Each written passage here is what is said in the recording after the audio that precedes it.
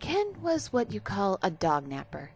He'd make his living by stealing people's dogs from their backyards, wait for reward signs to be posted, return the dog for the reward, and be acclaimed a hero for finding their little mutts. He had been dognapping for a few years now and wondered how long he can keep it up before his run ended. Despite what he did for a living, Ken actually hated dogs. He'd keep them in their cages without food or water. He figured, why should he buy dog food if they were just going to be gone for a few days?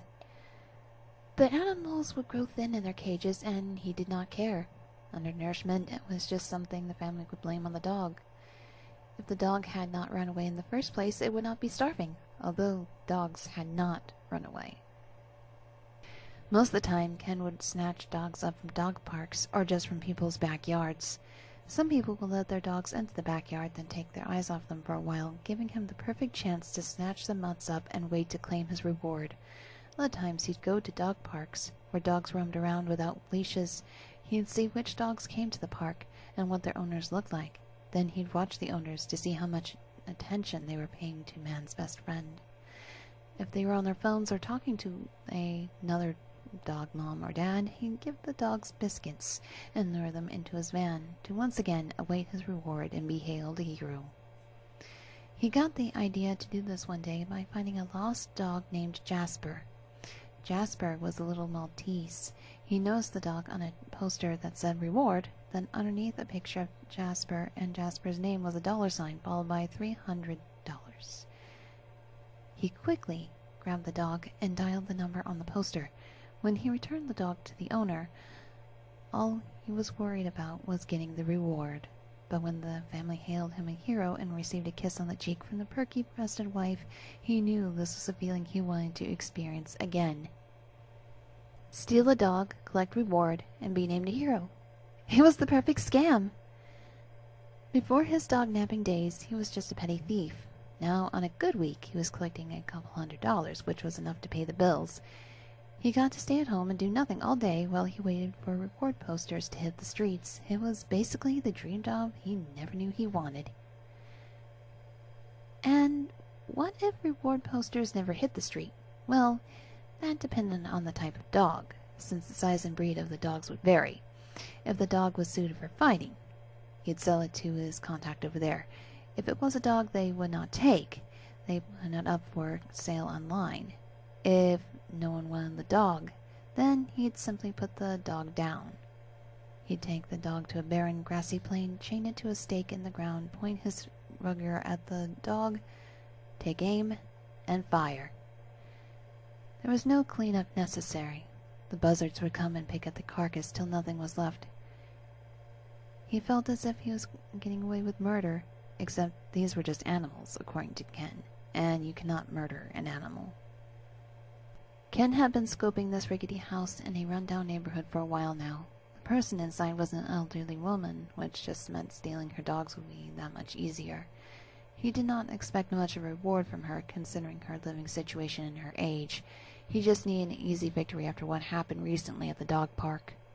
Ken was caught trying to steal a dog from the local dog park. He claimed he thought it was his.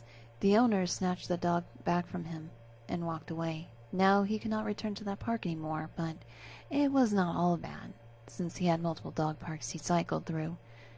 He knew he would have to lay low for a while, so no more dog park snatches for him for the time being. This elderly lady had no husband, only her dogs, a German Shepherd and Beagle. A normal person would feel sorry for her, but not Ken. He saw an easy target. He even mulled over the possibility of a home invasion, but that's how the best thieves slip up. They try to one-up their usual routine and are caught right in the act. And after Ken's recent close call, he just needed to get his feet back in the game, and stealing this old lady's dogs was like stealing food off a free sample tray. Plus, he expected at least $50 in a batch of cookies while he was at it. You know, for his troubles. Loose planks of wood made up the fence. He ripped a few boards off and laid them on the ground. He wanted to make it look like the dogs broke free so the lady would know how her dogs escaped. He could taste those cookies now. Ken whistled, and the two dogs she'd recently let out into the backyard perked their heads up. He waved a meaty treat through the fence hole, and the two dogs came near. One was a German Shepherd, and the other a Beagle. Ken had dealt with all sizes of dogs, and for some odd reason, most dogs seemed to trust him. The dogs ventured through the hole while Ken opened the back of his van. He threw the treats into the back, and the two dogs jumped in. Those cookies were tasting better and better. He went around to the driver's side door, got into the vehicle, revved the engine, and drove back to his homely trailer.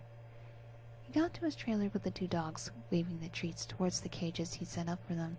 He threw the treats into the back of the cages, and each dog went into their own designated prison.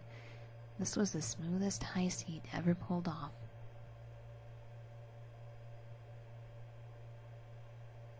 He went over to his couch, turned on his gaming console, and began playing his video games. The dogs were strangely quiet. He did not have to go over to their cages once to spray them with the water ball he kept handy for any possible yappers. But these two were exceptionally quiet. Almost too quiet. He stopped playing his game and went to go check on the dogs. There they stood, in their cages, not making a move. When he entered the kitchen where their cages were, they both turned their heads and peered up at him. Their eyes met Ken's, and he shuddered. Those dogs were unsettling for some reason, but Ken could not put his finger on it. He knelt in front of the cages and looked at the dogs' collars. The German Shepherd tag read Aldrich. He looked over at the other dog, the Beagle, whose tag read Wilmer. He looked at Aldrich's eyes. They stared at each other, and then Aldrich blinked. "What in the world?" Ken said as he watched the dog's eyelids blink vertically from side to side instead of up and down. It's like it had a pair of hidden eyelids that lay in its eye sockets. Ken shook it off and continued to look at the dog in the face, analyzing it. It had deep black scars that formed what looked like to be a cross on the dog's face. Had this old lady tortured her animals? Ken looked over at Wilmer and saw the same cross-like scar on his face. "What the hell did she do to you guys?" he asked, not expecting any answer back, and then maybe a few barks to be let out of their cages. But they did not even do that. They did not pant, whine, bark, or make a peep. He went back to the couch and plopped onto its cushions. With his controller in his hands, he continued his mission, taking his eyes off the kitchen to focus on more important things. Ken was killing Nazi zombies in a video game. He licked his lips as he mashed the buttons and twiddled the analog stick from side to side. A booming sound from a shotgun bounced around the tiny trailer as Ken nailed a zombie in the head. Boom! Headshot! Ken yelled out in excitement as he killed the last zombie, clearing the level and moving on to a point in the game he had not reached yet.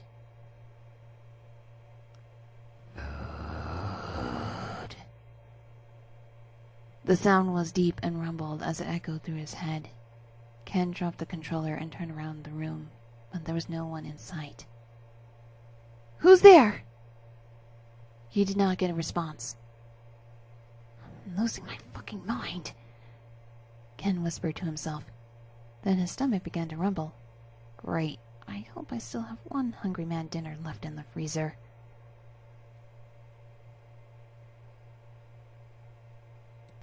He walked over to the refrigerator and peered into the freezer. Luckily, there was one microwavable meal sitting all by its lonesome just for him. It was a Salisbury steak meal with mashed potatoes and corn. Unwrapping the plastic, he placed the small cardboard tray into the microwave and punched in the time. He hit the start button, and the plate inside started to spin. Food. The deep voice returned. Ken turned around and looked at both ends of the trailer, but once again saw no one. He looked down at the dogs. The dogs just stared at him, and he returned their stare. "The fuck are you two looking at?" Ken asked, then kicked Wilmer's cage, but Wilmer did not flinch. "Can't wait to get rid of you two," Ken said, and returned to his couch to play video games till his meal was heated up. A few minutes passed, and the microwave beeped obnoxiously. Ken got up and walked to the kitchen. He opened the microwave door and peeked the seal of the top of the cardboard tray. It steamed upward and Ken backed slightly away. He left it in the microwave to cool down and went back to the couch to continue killing zombies. He mashed in a zombie's head with the butt of his gun and then shot it in the face. Ken let out a cheer while mashing the buttons on his controller, filling the room with clicks. Then something thumped onto the kitchen floor. Ken's heart leapt out of his chest. Then he listened, as the thump turned into a dragging noise. He paused his game and got up from the couch, head toward the kitchen. Then he stopped. Laying next to the dog's cages was an empty microwave dinner tray. At first, wonder struck him, then anger soon came after. The tray was missing its Salisbury steak. The mashed potatoes and corn covered the ground. He cursed, picked up the steakless box, kicked Eldred's cage, and threw the box away into the trash. "Pizza it is," Ken said angrily, staring the dogs down. How exactly they got the food from the microwave was beyond him. The dogs were in cages, and the microwave was opposite from them. However, the only thing Ken cared for was the fact that they ate his food. Fucking mutts. A few days passed, and other than the odd black inky substance that formed around the animals' cages, a substance that took him a while to scrub off the floor, the days went by without incident. Ken figured it was about time he walked around the old lady's neighborhood to search for the lost pet signs. He got to the street where he'd originally stolen the dogs, and lo and behold, signs were fixed to the utility poles. The sign read, "Lost Dogs," with 2 pictures of Aldrich and Wilmer. A small paragraph under the photos was a large red-printed warning. "If found, call immediately. Dogs may be dangerous. Handle with care." There was no reward offered on the sign, just the old lady's phone number. "What a crock of shit," Ken thought to himself. He did not expect much reward, but none to be posted was a bad sign. It probably meant cookies were off the table as well. He grabbed the poster and hopped back into his van. He sat in his car and thought for a moment. He knew that Shepherd Eldridge would go to a dog-fighting ring easily. Wilmer the Beagle, on the other hand, he'd have a tougher time getting rid of. Not many people were looking for beagles, especially one of its age. Ken would probably have to put it down. He had not had to put a dog down in a while. He folded the poster and pushed it into his pocket. He drove up to his trailer and hopped out of his car.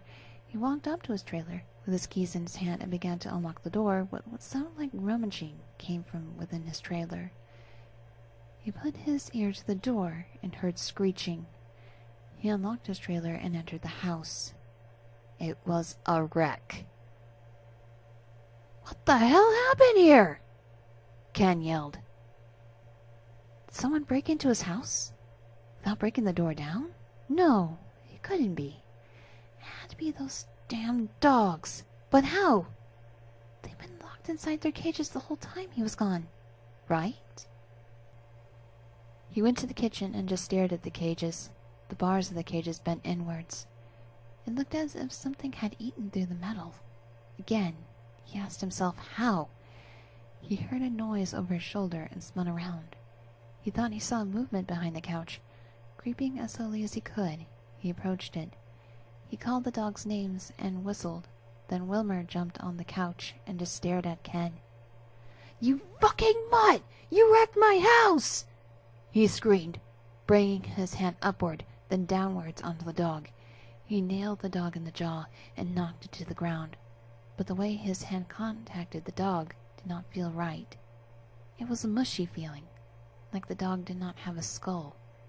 The dog got up, turned to face Ken again, and just stared. Ken took a few paces backwards. This isn't right. And then it happened.